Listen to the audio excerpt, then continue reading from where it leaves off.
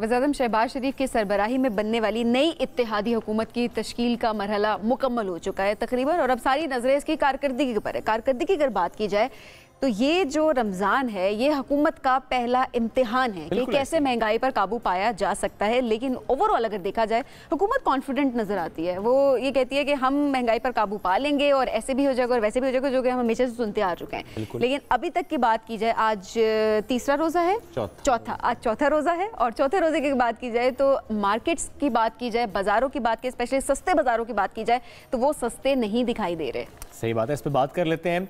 Senior सहाफ़ी तजज़ियाकार anchor person Mona आलम आज हमारे साथ मौजूद है। मोना, बहुत शुक्रिया, आपके वक्त रमज़ान और हमें खुश आमदीद भी कहेंगे। मोना, जिस तरह सबीन ने भी कहा कि ये रमज़ान हुकूमत का पहला इम्तिहान है, और ये वो हुकूमत है जो कि पहले भी थी, ज़रा रिपीट टेलीकास्ट है हमारे लिए, तो हम ये भी नहीं कह सकते कि वो पिछले ऐसे कर गए, क्योंकि पीछे भी यही थे। अब ये क्या कर रहे हैं कि आवाम को रिलीफ नहीं मिल रहा, आवाम अभी भी परेशान है, हर चीज़ महंगी है। बिल्कुल, देखें, ये तो रमज़ान में हम हर साल देखते हैं कि ये एक बहुत मनफी रुझान है कि पाकिस्तान में बिल्कुल दीगर ममालिक, इस्लामी ममालिक के बरक्स महंगाई बढ़ जाती है, कम होने की बजाय ज़ख़ीरा अंदोज़ी का उस पर बहुत बड़ा फैक्टर है। और सही आप कह रहे हैं कि ये हुकूमत है, इससे पहले वाली हुकूमत थी जो कि सेम तकरीबन सारी ये जमातें हैं इकट्ठी, और इससे पहले इवन जब PTI थी तो ये तमाम तर तकरीबन जो हुकूमतें हैं वो इस चैलेंज से निमटती भी नजर आती थी, लेकिन मैंने किसी को नहीं देखा कि किसी ने इसको इफेक्टिवली इस पे काबू पाया हो। यही प्रॉब्लम अभी भी सस्टेन कर रही है और वैसी ही कायम है, ये इसमें कोई शक नहीं है। और ऐसे में PTI, मैं इसकी बात इसलिए आपसे ज़रूर करूँगा कि हमने ये देखा कि अब यूँ तो कई गलतियाँ हर जमात से ज़ाहिर होती हैं, लेकिन एक और बात जो कल से हो रही है वो ये कि अगर इस जमात से इत्तेहाद ना करते, सुन्नी इत्तेहाद काउंसिल से, तो शायद हालात मुख्तलिफ होते। आपको इस आर्गुमेंट में वज़न नज़र आता है? बस मुझे तो ये लगता है कि ये शायद एक PTI के अपने अंदर जो अंदरूनी साजिशें हैं, ये उन्हीं की एक आप एक तसलसल समझ रहे हैं उसका, क्योंकि ये बयान बिलखुसूस शेर अफजल मरवत साहब की तरफ से आया है। और आप देखते रहे हैं, इससे पहले भी आप सबको याद होगा कि शेर अफजल मरवत साहब अपनी जो PTI की दीगर जो लीडरशिप है उसके साथ हमेशा ही एक उनकी कन्फ्रंटेशन बना रहता है। कभी उनको शो कॉज नोटिस मिलता है, कभी वो कहते हैं नहीं मुझे इमरान खान ने अलग अहकाम दिए हैं। अब जो कल उनका बयान आया है, मैं समझती हूँ उसमें इसके आगे भी उन्होंने कई सारी बातें की हैं, और वो एक तरह से अपनी बातों में ये इल्जाम लगा रहे हैं कि उनकी पार्टी के अंदर जो है कुछ डबल एजेंट्स मौजूद हैं, जो कि इमरान खान साहब नहीं बल्कि किसी और की बातें जो है मान रहे हैं। और दिलचस्प बात यह है कि वो जो दूसरे लोग हैं वो शेर अफजल मरवत साहब को जो है वो इसी तरह से करार देते हैं कि इनकी भी अपनी जो क्रेडेंशियल्स हैं, ये कहाँ से आए हैं, इनको उस तरह से इनको सख्तियों का सामना क्यों नहीं करना पड़ता जिस तरह से दीगर लीडरशिप को करना पड़ता है। जेल में भी वो एक ही दफा रहे हैं। तो ये हर दोनों जो इतराफ हैं वो एक दूसरे पे बहुत संगीन इल्जामात लगा रहे हैं। इसकी वजह सिर्फ मैं ये समझती हूँ कि एक तो जाहिर है उनकी पार्टी में क्राइसिस है, उनके लीडर जो हैं वो पाबंद सलासल हैं और उनकी अभी तक कोई उम्मीद नहीं नजर आती निकलने की। लेकिन दूसरा एक ये भी फैक्टर है कि कोई मुतबादिल लीडरशिप PTI ने इतने अरसे में डेवलप नहीं की। और आपको याद होगा कि इस बात के लिए इमरान खान साहब को पहले भी तनकीद का निशाना बनाया जाता था कि आप किसी और को आगे आने दें और कोई अपना कोई मुतबादिल लीडरशिप की। वैसे ये तमाम पार्टीज में प्रॉब्लम है, लेकिन PTI में भी ये वाली बड़ी प्रेवलेंट एक प्रॉब्लम रही है कि उन्होंने कोई अपना मुतबादिल सामने नहीं आने दिया। सम में आर्ग्यू के शाह महमूद कुरैशी मुतबादिल थे और वो वाइस चेयरमैन थे, लेकिन आप सबको पता है कि जब वो PTI में जब हालात ठीक थे PTI के लिए, तब शाह महमूद कुरैशी को भी एक बहुत मशकूक नजरों से देखा जाता था और विद इन द PTI उनके खिलाफ जो है वो बहुत एक अलग, बहुत एक मजबूत धड़ा था। बल्कि मैं इस हद तक कहूंगी कि वो जो दूसरा धड़ा था, जैसे असद उमर और शाह महमूद कुरैशी, ये दो अलग अलग ग्रुप्स थे विद इन द PTI जो ऑपरेट करते थे। असद उमर साहब जो हैं उनके ऊपर लोग ज्यादा ट्रस्ट करते थे और शाह महमूद साहब के ऊपर जो है वो लोग उस वक्त come with in the PTI जो लीडरशिप थी वो कम ट्रस्ट करती थी। ज़ाहिर सिचुएशन हमने एक तरह से ऑपोजिट देखी है कि शाह महमूद कुरैशी साहब अभी तक जेल में मौजूद है, अपनी जमात के साथ ही हैं।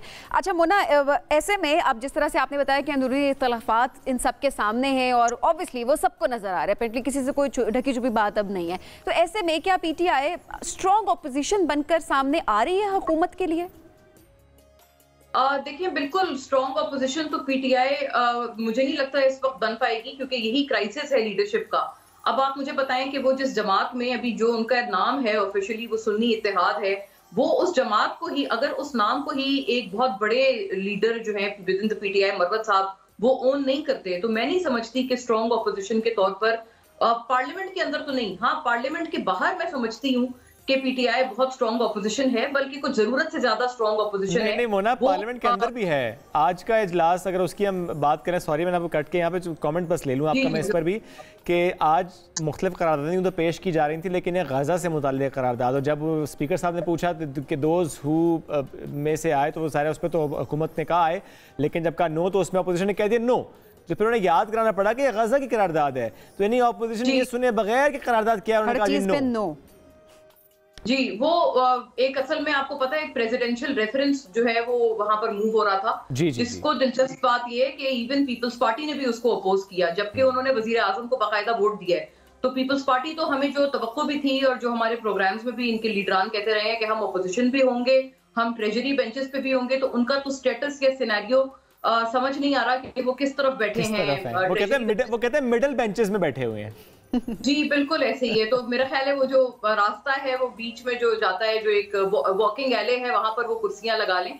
बहरहाल लेकिन ये बात सही है आपकी, लेकिन उसमें पार्लियामेंट के अंदर नो कहना कोई, मैं नहीं समझती कि कोई बहुत स्ट्रॉन्ग ऑपोजिशन की निशानी है। कल आपको पता है पेशावर हाईकोर्ट से भी बहुत बड़ा सेटबैक मिला है पीटीआई को, और उसमें अपना भी पीटीआई का काफी कसूर है। आपको पता है जो उनके रिप्रेजेंटिंग लॉयर्स थे वो वहां मौजूद ही नहीं थे, और उनके ऊपर कई दफा उनके अपने विद इन द पार्टी लोगों ने ये एतराज उठाया है। तो मैं समझती हूँ पीटीआई को जो अपनी इनके अंदर की एक चिपकलिश है या साजिशें हैं, वो इस वक्त सबसे ज्यादा नुकसान पहुंचा रही हैं। लीडरशिप का फुकदान है, स्ट्रेटजी का फुकदान है, समझ नहीं आ रहा। एक तरफ एक जो धड़ा है वो एक बात करता है, दूसरा धड़ा फौरी तौर पर उसकी मुखालफत करने के लिए आ जाता है, और लोग ये भी समझने से कासिर हैं कि बहुत आपको पता है जैसे अली अमीन गंडापुर साहब वजीर आजम से मिले हैं, तो वो उसके ऊपर भी लोगों ने कहा, पहले वो कह रहे थे मैं तो मानता ही नहीं हूँ और मैं इनको बोलूंगा कि मैं तो निर्ख आधे दूंगा। वो भी समझ नहीं आया कि इतना स्ट्रॉन्ग, मतलब एक शिद्दत होती है ना बयान की, बहुत शदीद बयान उन्होंने, और फिर उसके बाद वो जाकर अगर मिल बैठे, अच्छी बात है मिल बैठे, लेकिन ये कि फिर इतना जो शदीद बयान बिल्कुल 2 रोज पहले दिया था, उसके बाद फौरन से यू टर्न क्यों लिया गया, जाहिर है उस पे सब हैरान है, और ये सवालात अवाम के जहनों में भी हैं कि इतनी स्ट्रॉन्ग आपने एक आपका स्टांस था और उसके बाद फौरन से ही आपने यू टर्न लिया, जो कि अच्छा किया वाकई, क्योंकि इस वक्त सबका साथ बैठना बड़ा जरूरी है। अगर साथ नहीं बैठेंगे तो मामलात कैसे हल होंगे? एग्जैक्टली यही वो जो स्ट्रेटजी के फुकदान की हम बात कर रहे हैं, देखेंगे उसी का तसलसल है, क्योंकि इससे पहले आपको पता है पीटीआई ने कहा था हम किसी जमात से बात नहीं करेंगे। मैं इस हद तक कहती हूँ कि अगर पीटीआई ने पीपल्स पार्टी से सीधे मुंह बात की होती या उनको तो आज हालात वाकई बहुत मुख्तलिफ होते हैं। ये बड़ी दुरुस्त बात है मोना, बहुत शुक्रिया साथ मौजूद थी वज़ीर आज़म थे, ये दुरुस्त बात है आपकी, लेकिन ज़रा क्योंकि बातचीत नहीं की इसलिए हालात बड़े मुख्तलिफ हैं। Mona thank you very much, आपने ज्वाइन किया मैं रमज़ान और हम की इस ट्रांसमिशन में।